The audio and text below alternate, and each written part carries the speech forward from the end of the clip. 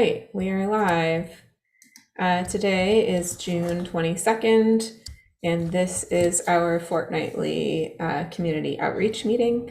In this meeting, we usually talk about how to better spread the word about Backdrop, and that can include reviewing the tools that we're using or the events that we have upcoming, or anyone working on anything outreach related can add anything else to the agenda. Tim cannot make it today. He's got another engagement at the moment, so we're going to try and do our best without him. We don't have a lot on the agenda for today, but before we get into it, we can go around and do some quick introductions. If everyone can share your name, where you're joining us from, and if there's anything exciting you want to share with the group, whether it's on the agenda or not, since there's nothing on the agenda right now, that's totally fine. I can go first. My name is Jen Lampton. I'm joining from Oakland, California, and I am working on the event site today. Let's see, Robert, do you want to go next? Sure.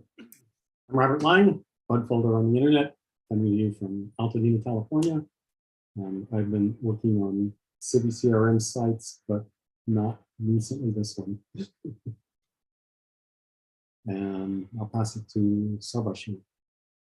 Okay, my name is Sarvashri. I'm in Walnut Cove, North Carolina, and I'm hoping to help beginners get involved in Backdrop. Let's go to Martin. Hi, I'm Martin. I'm based in Northeast England. Today I've been working on theming a site after finishing quite a lot of content migration work, and also trying to test organic groups as well. Great. Thanks, Martin. So Gogu's also with us, but he can't talk at the moment. So when he gets to a place where he can, he'll join us and do some introductions. But for now, we'll move on with the agenda. A few things on the agenda. The first one was talking about Civi CRM. Just as a general overview, we are trying to use Civi CRM for our contact management, and this will include the mailing list, which we're currently doing through another third-party service, and hopefully a record of who can volunteer for various different things. So if you want to help with events, or if you want to help with the website, or you want to help with everybody else, we'll get sort of a database of people who are contributing to Backdrop in different ways, and it'll give us a better way to have a sort of a feel on our community and who's doing what, and that sort of thing. So sort of one central location for all of that. Short term, we're just trying to get the thing running. We want to put it on our live website, and we've got a couple of blockers to getting it there. Right now, the biggest blockers that we have it set up on our beta site, and our beta site is offline. So we're going to try and figure out what's going on there. Usually Justin's in charge of our servers, and he's often in the dev meeting. So we'll ask him in the next meeting if he has time to look at that and see what's going on with our site. And he has responded on Zoom. Oh, so fantastic. He's doing it now. That's great. That's great. So I don't know if there's anything else we need to talk about Civi CRM related or not. No. Okay, so then before we started this meeting, Tim asked us to solve all of the problems with Backdrop Live. Our next Backdrop Live event is coming up mid-July, so that's just about a month from now. We have registration open, so anyone who wants to attend can attend. We included a link to the registration in our newsletter that went out announcing the Backdrop 122 release, and we're probably going to send another newsletter in a week or so that will be more focused on the not 122 news items, some of which were included in that newsletter also, but specifically Backdrop Live 2. And we'll try to sort of make a bigger push for getting more registrations. So I don't know specifically what things Tim wanted us to focus on, but I did want to mention that we are going to try and do something a little bit different in this Backdrop Live. And that's the second block. So block B, we're going to try and reserve for presentations. So presentations are going to be video recorded and probably live streamed. And so anyone who is uncomfortable either being recorded or, having your name show up on the Zoom is welcome to either watch that live stream instead of attending. should also plan on there being less discussion in there. Usually our discussion sessions are talking for 45 minutes. This is probably going to be talking for one person talking for probably half an hour or so, and then questions and answers at the end. So it'll be more like a normal like Drupal camp or DrupalCon session, and less like a BOF or birds of a feather gathering, which is what we usually do. We're going to reserve the entire second block for that, and hopefully we'll get enough presentations to fill up that block. And then the rest of the schedule will be filled with our normal discussions so that we can still talk about things. And if people have such a good time in one of the presentations that they want to have a discussion about it, we'll also be able to schedule that later in the event to match it. So I'm not sure exactly how we're going to tell everybody that things are a little different this time. I imagine that'll probably go out in the next newsletter. We should probably write something somewhere on the events site too. I was looking at maybe the block B. We could put some information directly on the schedule there so that people would know. But yeah, just something to be a little clearer about the fact that we are going to do something different. And if you want to do a presentation, there's now a place for you to do that. So. Question: Has blocks has some blocks disappeared off the end?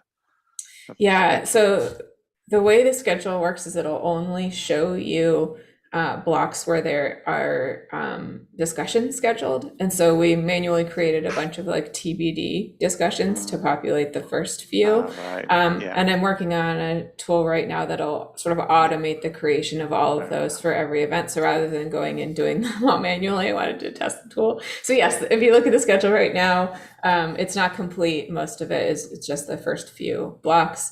And it's not linked in the menu yet, because I know that will probably confuse people. But if you know where it is, you can find it anyway. I think it's even linked from the sidebar. But yeah, we're working on that. And hopefully it will have placeholder content for all blocks shortly.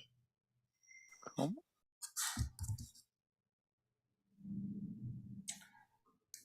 Does anyone have anything else we should talk about for Backdrop Live? If not, I can open this up. Any other outreach related items that came up this past week?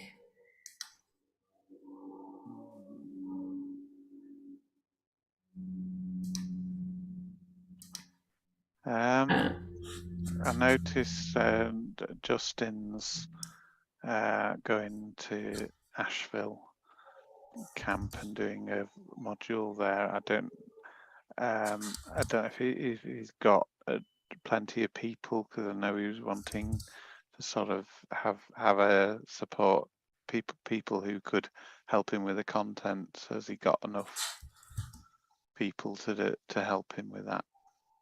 Yeah, I don't know. I sent him, so Justin is doing a session at Drupal Camp Asheville, but he's also doing like a half-day training on Backdrop, a training workshop.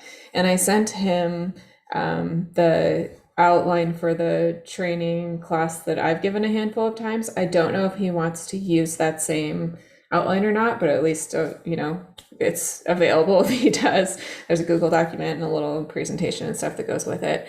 But I don't know if he's actually been working with anyone else on creating that content yet or not, but we have been in touch a little bit about it. But yeah, it would probably be good to reach out to him again and make sure he's feeling comfortable with everything. Yeah, he just heard his session was accepted, so that's also really exciting. There was also a article that Wilbur shared this week in thedroptimes.com about like why is Drupal 7 still popular, which is kind of interesting too. Yeah. Maybe not specifically about Backdrop, but definitely relevant for us. Yeah. Do they mention Backdrop in it? Not specifically in the article, but they did embed a tweet that had a sort of lengthy Twitter thread a couple of weeks ago. It was immediately after DrupalCon. There were a bunch of people talking about how Angie did a session and she asked how many people in the room were still on Drupal 7, and 80% of people raised their hands. And so there was this lengthy Twitter thread that happened about that when she was shocked that was the case.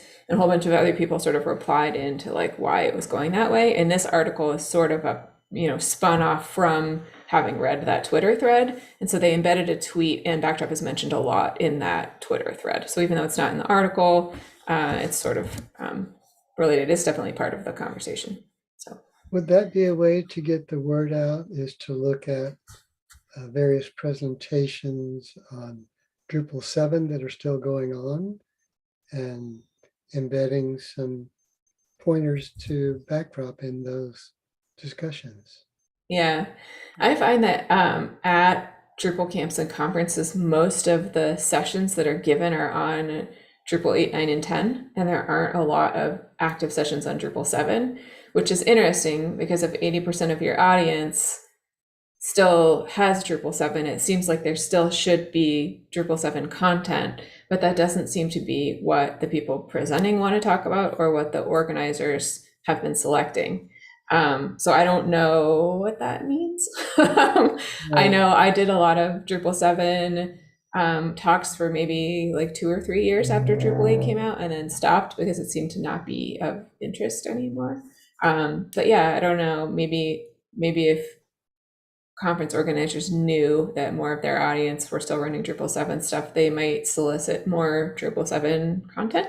But yeah, if we do find any anywhere, I think it would be great to mention Backdrop in it, because that's definitely, people in that room are going to be people that we could reach. I just haven't seen any of that. Are there other places where these discussions are going on besides conferences like that, that be a part of? Yeah, I think the biggest problem for us is finding those places. I imagine there are probably a lot of user groups and similar organizations to ours that might be putting on specific things, like if you went to a nonprofits event or a higher education or what have you, there might be people there that were sharing, this is how our system is currently working, and it could all be demonstrating stuff in Drupal 7. But I'm not sure how to specifically find those events, and at those events, the right conversation. Because if the conversation is phrased about, like, let me show you how my e-commerce system is built, the person giving the presentation might be very focused on the e-commerce side and not on the fact that it's running on Drupal 7. So that would be something that you might be halfway through the conversation and someone will ask and they'll be like, oh, this is Drupal 7. And that's sort of all that's mentioned in there. But yeah, I don't know. I would encourage, if anyone does see anything, to, feel free to pipe up about Backdrop and let people know about it if they don't already. But it is hard for us to find that stuff ahead of time. So it's a matter of a good search term or something? There's a lot of our community who are still kind of very active in the Drupal community, and I think where they feel that they can drop it into the conversation without being too spammy, then they do. Let's see, Laren's seems to be quite maybe it's a sabbatical from paid work, because he still seems to be doing quite a bit of Backdrop stuff. So Laren's quite active, and a few others. Tim's very active. Just sort of bringing it up in other conversations, and I think that's possibly the best way of doing it. We can't, if we go too heavy, we'll just turn people off. I did a quick search, Drupal 7 discussions. The first one that comes up is Drupal 7 was better than Drupal 9. And other discussions, maybe that's a way. Can you share that link? Yeah, it's a Drupal.org forum under general discussion, 2022, February 17th, that it was started. I just did a DuckDuckGo search on Drupal 7 discussions.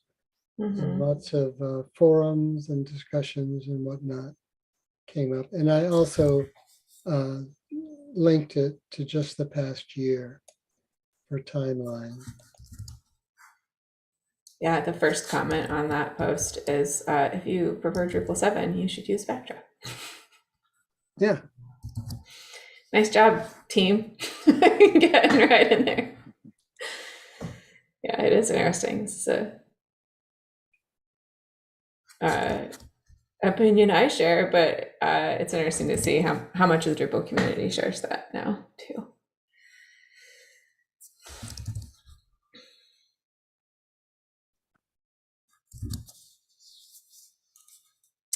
Does anyone have anything else we should discuss today?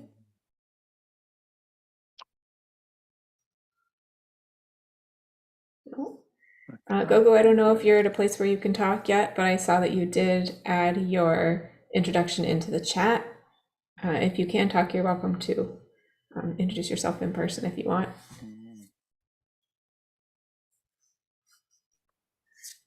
Sounds like maybe not.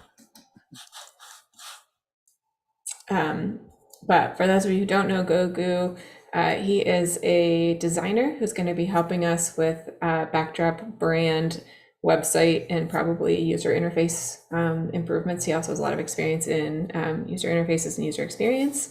And so we're really happy he found us via Twitter and has offered to help contribute in various different ways. And so we'll now have someone we can ask for help with design issues when we get them.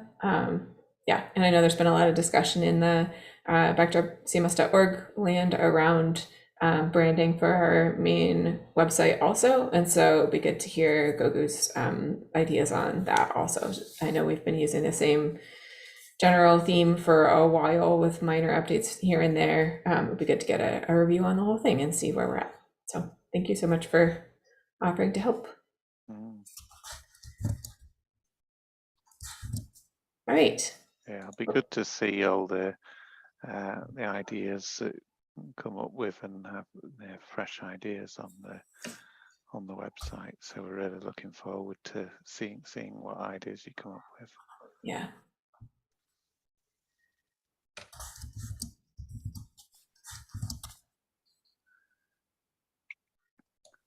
Okay, so I was just about to say I'm really excited to speak though, but I can't really control the noise in my environment. So I'll be sticking to the chat for now. Okay. Well, thank you for joining us, even though it's noisy in your environment. If no one has anything else urgent for today's agenda, I would recommend that we stop the recording and we can still hang out and chat if people want to. We can also get ready for the next meeting in about half an hour. That sound good?